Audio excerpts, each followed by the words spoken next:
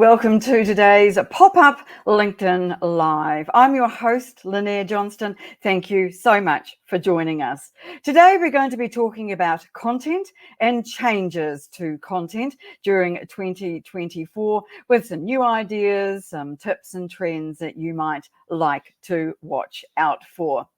In our chat today, you are very welcome to add questions and we'll pop them on the screen and I can answer them as I go, or alternatively, we'll do that at the end today. Now, these pop-up lives are a little shorter than you might normally expect from me, and that's because these are solo events, which is why we call them pop-up lives rather than with a guest. We do welcome your questions, however, and in our chat room in the comments, we have our team members, Cher Ferguson and Gillian Moore, who'll be there to help with any queries that you might have and to provide any links that I might talk about during our chat today. And so let's move on to talking about our topic of the day, which is content. Now, there's a lot changing on LinkedIn. You probably don't need me to tell you that. And so what I wanted to do today was to look at some of the new features there've been in 2024 that I think that you might find useful, and also what's currently working well on LinkedIn, because as you know, the algorithm can change at the drop of a hat, and what's working well today may not tomorrow, and vice versa. So let's have a look first of all at what's new. When I was getting organized for today's event, I was looking through the new features that we have listed on our linkability.biz site, where we put them all in sections. So we categorize them there. So we put the ones to do with profiles in the profile section, and the ones to do with posting in the posting section, and so on. And so I was looking at what was in the posting section, and I was really surprised to see that there were not as many new features that I would really recommend, write home about, or just jump up and down about as I might have expected, and you might have expected too, because of the I think we're up to 180 plus changes on LinkedIn so far this year. Look, a lot of those are user experience changes. They're not really major things at all, but some of them are useful, and I just want to run over what I did find that I thought was helpful in this live today. So the first is improvements to articles and newsletters. When I first began working on LinkedIn and really started taking it seriously, posts and short form content were just in their infancy. Up until then, most people had been really reliant on articles to publish content. Well, because of the result of posts and the different formats that we now have available for posts, newsletters and articles really have taken a back seat, as you'll know that they are both on the same platform and quite different from posts to set up. But there have been some changes to those this year that I think should bring them back into the spotlight and make them worthy of consideration in terms of our content strategy again. The second thing is that the preview image for links, when we put these in our posts, has reduced in size, unfortunately. I'll show you an example of that and talk a bit more about that shortly. And the final thing we're mainly going to concentrate on today is the new video feed.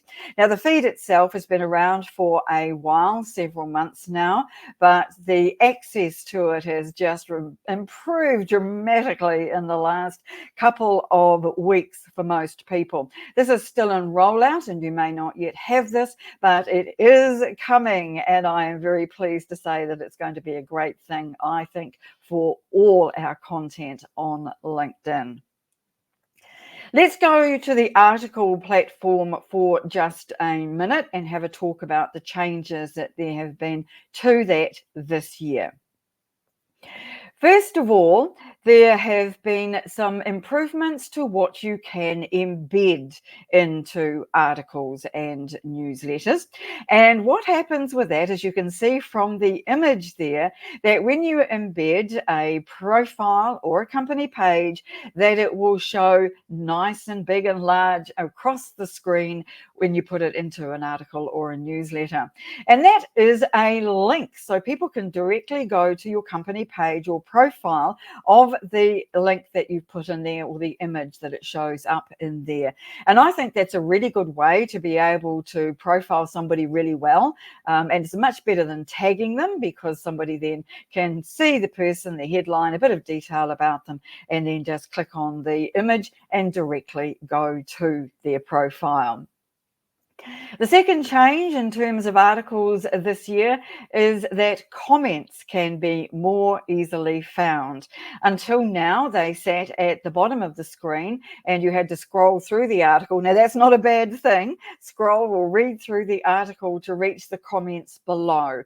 But now they have moved to the right, and it's the same on events. They have moved to the right of the screen. And so that makes them easier to spot, easier to read, easier to contribute to, and to get involved in the discussion in the comments. So I think that that is a really good move.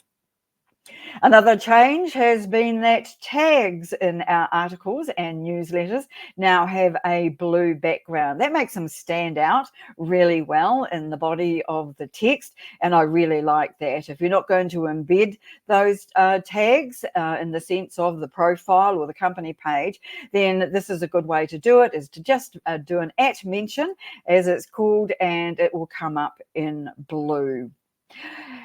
If you're like me, when you do an article or a newsletter, you will just about always forget the SEO. But this is one of the most important things of newsletters and articles, because Google indexes our newsletters and articles on LinkedIn.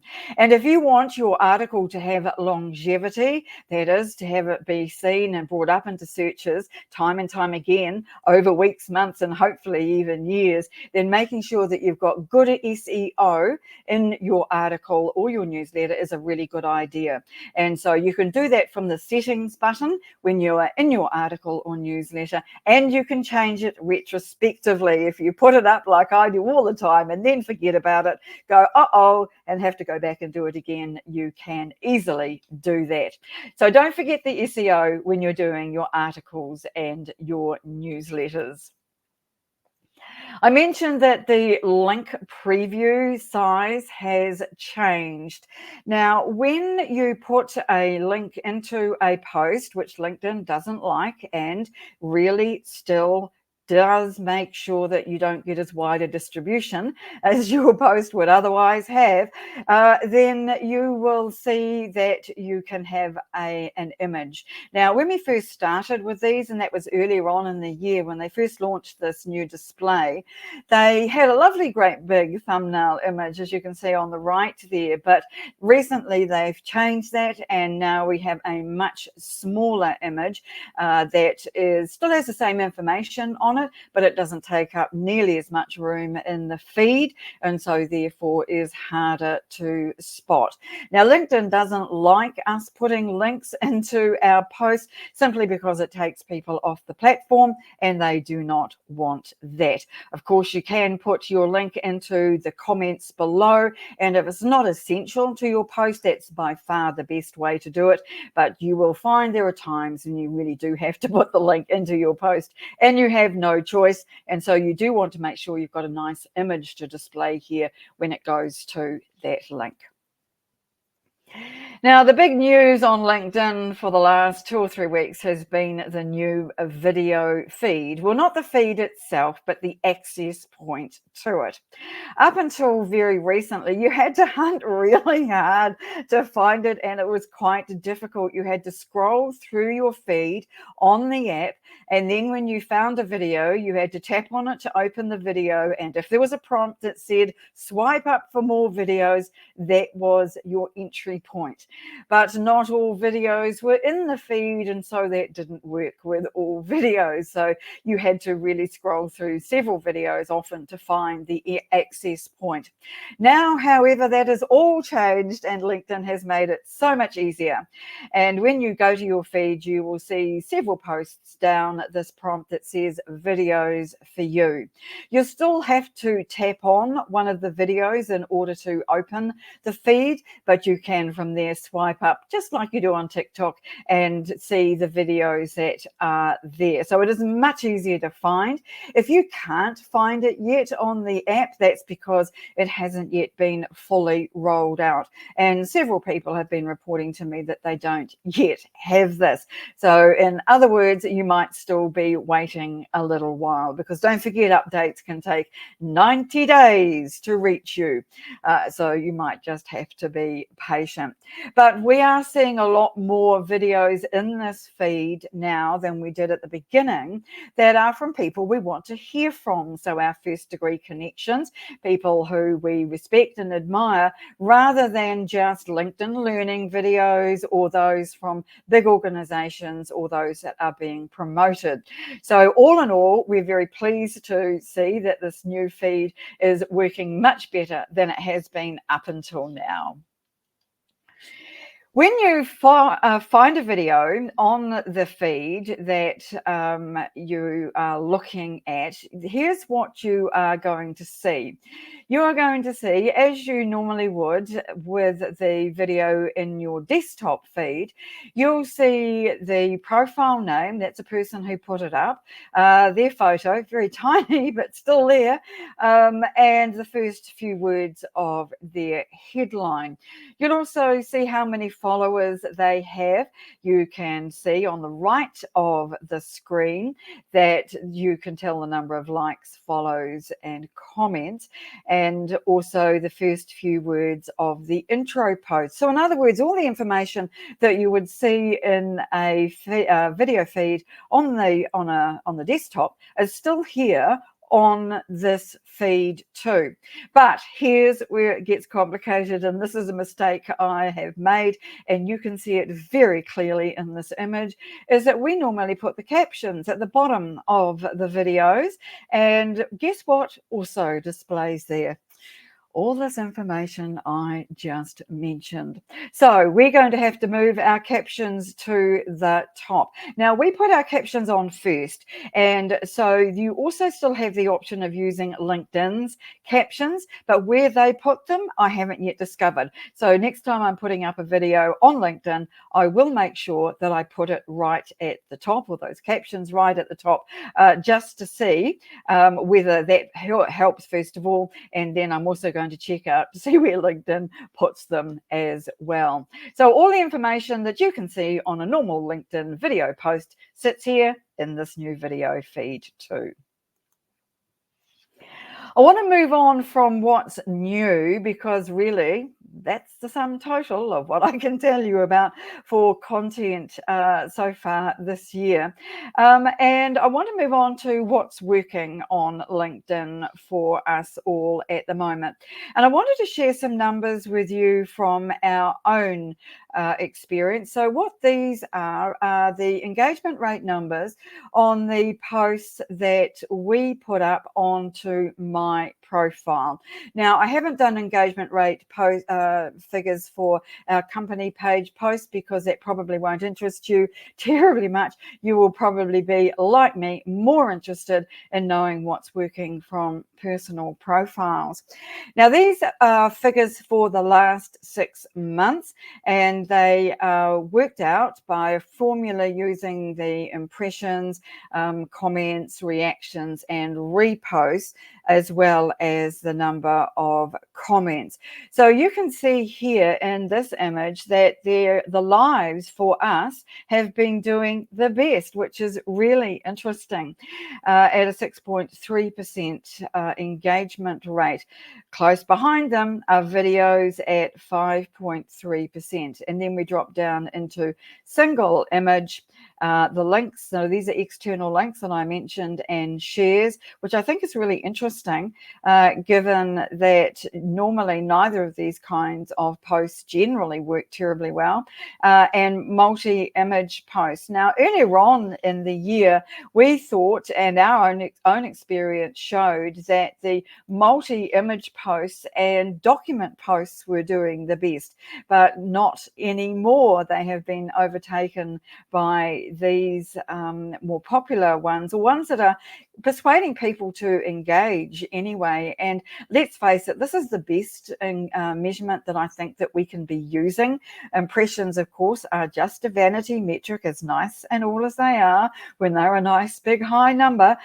Really, it is the engagement that counts, because this is where you can start conversations with people and start to build that know, like, and trust factor through developing relationships and getting people to onto DMs and having a chat. So I think that this is a really interesting thing, but please do recognize that these are only our figures. These are not taken from anybody else's profiles, only my own. Well, one of the things that is very clear to us is that what is working is video, and more video is what's working on LinkedIn. And of course, part of that is because of this new feed, but partly because I think that the algorithm is really giving a boost to posts that appear in the new feed as well. Now, it's a bit confusing, I think, for most of us, because there's not been a lot of information shared about how this new video feed works. Because you might remember back in the old days, the old days being about 2 years ago, that a video was measured in terms of its impressions or its reach by the number of people who'd watched the first few seconds of it. Generally, about 6 seconds was thought to be what was needed in order to establish it as a view. Well, there's no indication of whether that is still the case. And also now that the videos can be seen in the feed on desktop and also in the feed on the app, plus in this new video feed, how that differs, or whether all the numbers are just lumped together, which seems the most likely, to be fair. But we can also do video on our profiles, and I really strongly recommend you add videos to your profile. If you have a paid account, that's a premium membership, the videos that you put into your services section will display there with nice little thumbnails on them. So what I've done for my services section is I have put together videos for each of my main 4 services. And so that's our Linkability site, that is our LinkedIn profiles, our LinkedIn company program, our marketing program, and also we've put in there something about our events. So 4 services that we offer that we have done videos for and put them into the services section. And that's a great way for people to go and easily see what it is that you do, what you can offer. But that is a premium service. Now, it's only the display that's premium. You can, even if you're on a free account, you can still add these, but they just don't display on your profile on the front section. They have to be clicked onto, and that section, the services section, has to be clicked into for people to be able to see those. That's the first place you can put them on your profile. The second, as you probably know, is in your featured section. But there's a downside to this. You've heard me talk about this before, no doubt, that it has to be hosted on Vimeo or YouTube in order to go into the featured section. That is not the case with services where your videos can just be natively uploaded. That's directly from your phone or from your desktop. In the featured section, they have to go via YouTube or Vimeo, or the alternative is to put your video into a post and then put the post into your featured section. You could pin it there. That is another option for you as well. So that's the second place on your profile. You can put videos. And the third place, and lots more than just this one, is your experience section. So anywhere that allows a media, that's your experience, that's your volunteering section, your education section, your project section. All of those can have video as well. So don't forget that video is a really good way for people to understand better what it is that you do and how you can help them. So for my money, video is where the effort should be going on LinkedIn, not only in content, but into your profiles as well. What else is working? Well, for us, it is newsletters. And I wanted just to share some stats with you so that you could see how ours are working. And I've included stats from my newsletter and from our company page newsletter, both of which are put out monthly. They're very similar, but we just put them out 2 weeks apart. So you can see here that my personal newsletter, which I put out in the middle of the month, the third week of the month usually, that just over 50% of my connections are subscribed, and nearly 34% of my followers. Now that is, I don't mean that in quite as literal a sense as that sounded. I'm merely just dividing my connection numbers and my follower numbers by the number of subscribers. So that doesn't mean to say that it's exactly that. So you have a crossover between connections and your followers who are subscribing to your newsletter. But let me just say this: if you've got people who are following you, subscribe to your newsletter, who are not connected to you, and your big thing is you like connections because it opens the door to a conversation, then you can use this information to ask those people to connect with you, because you've already got and you already know they're interested in you and your content, and it gives you something to say in your personalized message when reaching out to invite them to connect. You can see here too that our company page newsletter has nearly 49% of its followers also subscribed to the newsletter. Now, the reason that this is a really important number for both of these newsletters is because whenever a new a new edition of the newsletter goes out, it is automatically sent to all of those subscribers. Some people will receive it as an email, and some people will just receive it as a notification from LinkedIn. Some people will receive both, but it's a really good way to get in front of all of those subscribers.